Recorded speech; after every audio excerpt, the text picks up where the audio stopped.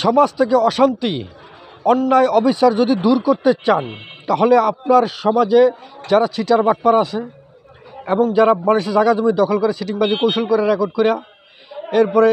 যারা জুয়া খেলায়, মাদক বেচে, সন্ত্রাসী কর্মকাণ্ড করে, পরকীয়া করে, এক কথায় যত প্রকার খারাপ কাজ আছে যারা করে, এদেরকে জুম্মার দিন হুজুরের সাথে সবার সামনে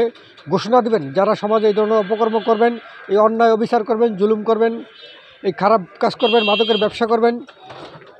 এবং সুদের ব্যবসা করবেন, এই আপনারা মারা গেলে আমরা কেউ আপনাদের জানাজায় যাব না এবং আপনাদের মেয়ে জীবতকে বিয়ে করব না এবং কি আপনাদের কাছে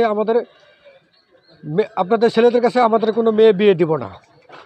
তাহলে দেখবেন সমাজ পরিবর্তন হয়ে গেছে। আর যদি মসজিদে যাওয়ার পরে হুজুররা 1000 টাকা দেয়, সে অসৎ পথ থেকে ইনকাম করে দিছে নাকি সৎ পথ থেকে ইনকাম করে দিছে সেই খবর না রেখে হুজুর যদি বলেন 1000 টাকা দান করেছে মার হাবা, তাহলে জিন্দিগিতে সমাজ আর পাল্টাবে না।